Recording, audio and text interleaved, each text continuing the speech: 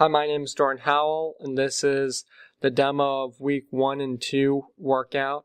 And first exercise is swinging hands, which is a warm-up for your legs, your shoulders, your lower back. It basically protects everything. It's a gentle warm-up for anybody to do.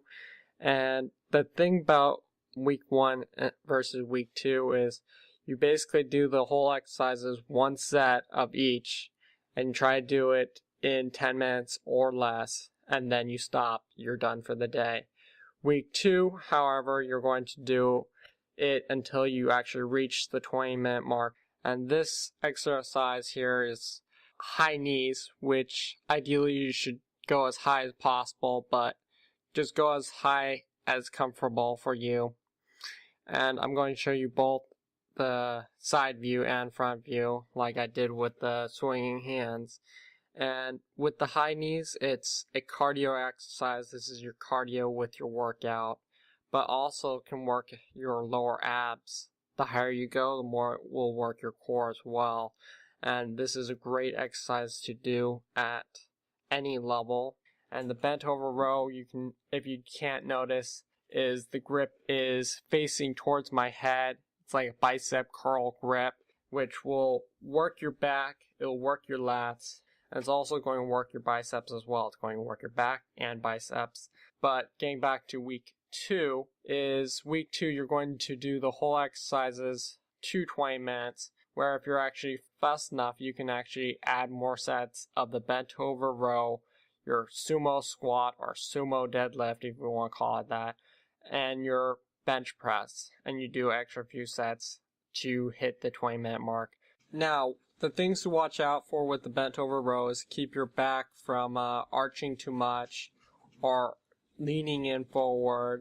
And how you can do that is by sucking in your stomach, your gut, and keeping your core tight will help you from hurting your lower back with doing the bent over row. And to try to keep your elbow as close as possible to your side will make the bent over row perfect. Which the sumo squat, you're going to have your toes pointed away from yourself, where your knees are going to travel along your toes. You're trying to keep your knee from passing over your toes. You're going to have a wide stance so you don't have any problems. And you're going to literally have the weight touch the ground, and you're going to squat down and up. When you squat all the way up, squeeze your butt together, and this will work your gastroc muscles, your quads, your hamstrings, a little bit of your calves. The next exercise is a normal bench press, which with dumbbells, be careful, do not use too heavy a weight with them. And bench press is known for working your chest, but bench press works your shoulders, your triceps, and a little bit of your core, but mostly your chest, your shoulders, and your triceps. And that is why I chose that exercise. It is an awesome exercise to do. You can have that as your first exercise if you want to target your chest and triceps as first. You try to keep your gut nice and tight throughout the motion to help you from injuring your lower back.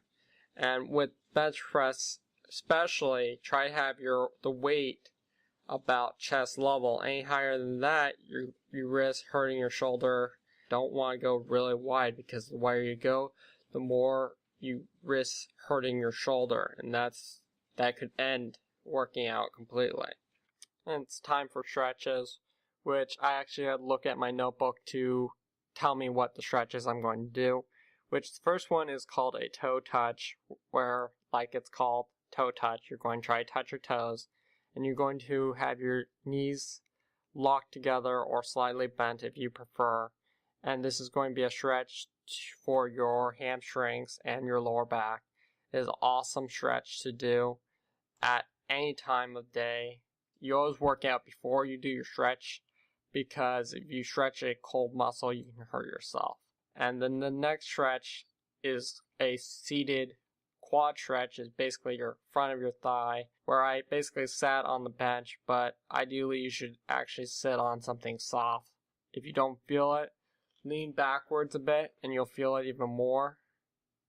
Ideally you should be able to get to the point where you can actually lay down in the quad stretch. the next stretch I'm going to show you is basically a modified seated quad stretch where you just do one foot at a time. You can do that on a couch or a chair.